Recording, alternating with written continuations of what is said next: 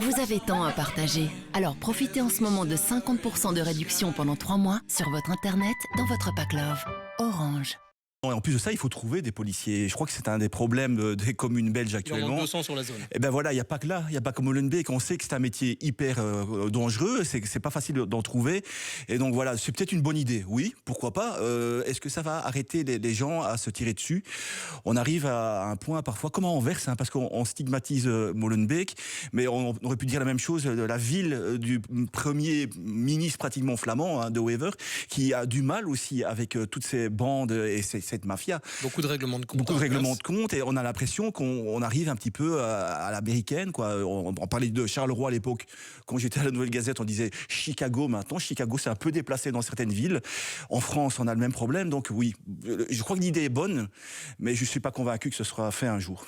Pourquoi vous pensez que ce ne sera pas fait? Faute de moyens. Je suis pas certain qu'on trouve les policiers, comme je viens de le dire, et est-ce qu'ils sont vraiment partants pour se retrouver ou pas dans une petite cahute comme ça à 35 degrés en été, parce qu'on annonce des températures élevées.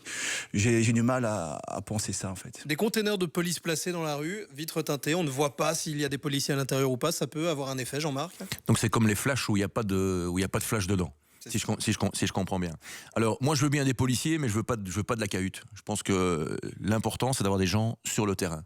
C'est-à-dire de la visibilité. Parce que c'est ça qui peut éventuellement être dissuasif pour ces bandes que j'appelle des bandes urbaines, la mafia, enfin des truands, des dealers. Moi, je me mets à la place des habitants de Molenbeek. Je ne veux pas croire que les habitants de Molenbeek sont contents de ce qui se passe. On a déjà suffisamment parlé de Molenbeek de manière stigmatisante. Parfois à raison, il faut bien le dire. Ici, on a fait un reportage au cœur des rues de Molenbeek. Les gens ont peur. Les mères de famille ont peur de laisser sortir leurs gosses, de risque de prendre une balle perdue. Ça pourrait les rassurer, ça, ou pas? Donc, il va falloir s'occuper de ce qui se passe à Molenbeek. Le premier qui doit s'occuper de ce qui se passe à Molenbeek, c'est la bourgmestre de Molenbeek, qui pour l'instant lance des appels à l'aide, aidez-moi, alors que pendant des années, elle a refusé l'aide de l'État fédéral en disant non, je vais m'en occuper moi-même, vous inquiétez pas. On appelle ça comme on veut, du laxisme, du communautarisme, de l'angélisme, on appelle ça comme on veut. Le résultat est qu'aujourd'hui, Molenbeek est devenu, à certains endroits, pas tout Molenbeek non plus, à certains endroits, difficilement viable. Donc c'est à elle à réagir. Et ça ne sert à rien de s'enguirlander avec la ministre de l'Intérieur, avec le président d'un parti. D'accord, on n'est pas sur la même longueur d'onde, mais je pense que maintenant, il faut s'accorder sur les solutions, sur comment on va agir sur le terrain de manière concrète. Pas une. Mais parce que je pense que rien ne vaut la présence policière physique. Parce que là, mais elle va obtenir les 200 policiers supplémentaires. Il y a une réunion ce matin avec Annelise. J'ose espérer qu'il va y avoir un focus particulier sur Molenbeek, sur ces zones qui deviennent des zones de non-droit, et ça c'est inadmissible dans un État démocratique comme la Belgique, et que l'on va trouver une solution, peut-être dépêcher des policiers spécialement sur Molenbeek pendant un certain nombre de temps, entre guillemets, pour nettoyer la zone. S'il faut le faire, j'espère, qu'on a les moyens quand même au niveau fédéral de le faire quand même, et deux, que Catherine Moreau, la bourgmestre de Molenbeek, sera d'accord. Alors il y a des problèmes de sécurité à Molenbeek, il y en a dans d'autres villes du pays. Vous excluez totalement cette idée qui vient d'Asie, qui a l'air de fonctionner là-bas? C'est sympa, ça sent un peu le gadget. De nouveau, moi je préfère l'humain aux machines.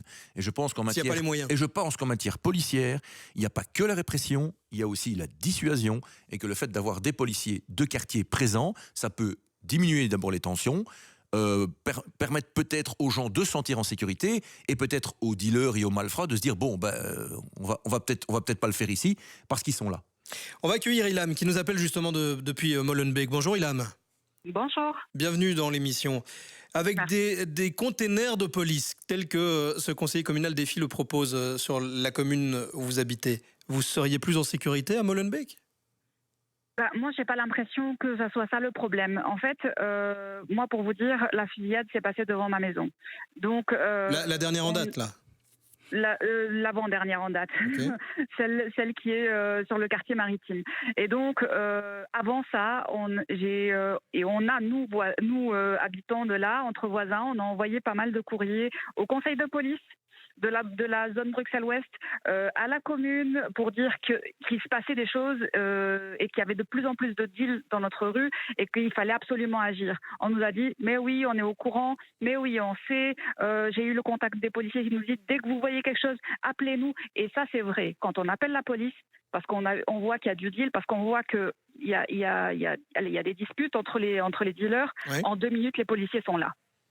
Les policiers font pas mal de rondes. Ils viennent avec des chiens, ils arrivent à trouver, ils arrêtent les personnes qui sont là, mais après, 1, 2, 3, 6 mois, ils sont de nouveau là.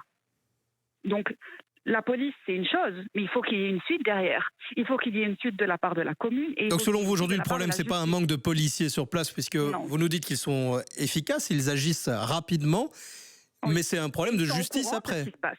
C'est ça, ils sont au courant. Même les policiers nous disent, écoutez, madame, nous, on sait, on voit qui c'est, on voit où est le problème, mais malheureusement, on ne sait pas faire plus que ça. Ils viennent, quand ils voient qu'ils ont, qu'ils ont de la drogue sur eux, quand ils voient qu'ils sont en train de dealer, ils les arrêtent immédiatement. Mais après, qu'est-ce qui se passe? Donc, ok, les policiers vont arriver. La plupart du temps, ils se font canarder, ça part en bataille, etc. Les policiers, ce n'est pas eux le problème, c'est ce qui suit le problème. Ilham, vous avez peur dans votre rue? Mais bien sûr qu'on a peur. Moi, j'ai 3 enfants. Moi, mes enfants, ils peuvent pas jouer dans la rue. On a un parc qui est à 50 mètres de la maison. Je peux pas laisser mes enfants aller jouer au parc. Parce qu'il y a du deal là sur place, parce qu'il y a des disputes. Je peux pas laisser mes enfants. Moi, mes filles, c'est des adolescentes. Elles veulent sortir jouer avec leurs voisines, avec leurs copines. On peut pas les laisser jouer dans la rue. Ça a toujours été comme ça? Ben non, ça n'a pas toujours été comme ça. Nous, on est propriétaires ici depuis 12 ans. Et là, ça fait 3 ans que c'est invivable. Et ça fait 3 ans qu'on appelle à l'aide. Ça fait 3 ans que je bombarde la bourgmestre en lui disant il faut faire quelque chose, il faut nous aider. Les policiers, ils nous disent écoutez, madame, moi, les policiers, je les ai souvent au téléphone, je les croise souvent. Ils nous disent madame, écoutez, on sait ce qui se passe. On essaie de faire ce qu'on peut, mais on n'a pas le pouvoir décisionnel de tout. Ça vous rassurerait d'avoir ce container de police dans la rue? Ça servira à rien pour moi. Ça servira à rien. C'est comme si on dépose une boîte devant la porte et qu'on attend que cette boîte fasse quelque chose. Ça Le sert à conseiller rien. communal Ils des sauront filles qui quand est-ce propose qu'ils ça, rentrent. il dit l'idée c'est que ça va dissuader puisqu'on ne sait pas si à l'intérieur il y a un policier ou pas. Oui, mais les policiers, ces garçons-là sont dans la rue de 8-9 heures du matin jusqu'à très tard le soir. Donc ils savent quand les policiers vont rentrer, quand est-ce qu'ils vont sortir. Ils vont les surveiller tout simplement. Ils vont pas rentrer par un truc souterrain. Donc ça au marche moment où pas. ils vont rentrer, ils vont les voir sortir et rentrer. Donc ils sauront quand il y aura quelqu'un et quand il y aura personne. Donc, pour Concrètement, moi, vous ça espérez sert à quoi, rien. Ilham, pour vous sentir plus en sécurité chez vous? Moi, j'espère que la justice fasse son travail et que la justice mette des punitions et qu'il y ait vraiment des punitions, des peines de prison lourdes, etc. pour que ces gens-là soient... Allez, il faut des peines dissuasives, que ces gens-là se disent, OK, maintenant, si jamais je fais ça ou ça, je vais rester longtemps en prison. Pas je vais taper 1 mois et je ressors et c'est pas grave. Ou des fois, même, c'est des mineurs, ils ont 15-16 ans, ils sont lâchés au bout d'1 semaine, on les retrouve dans la rue.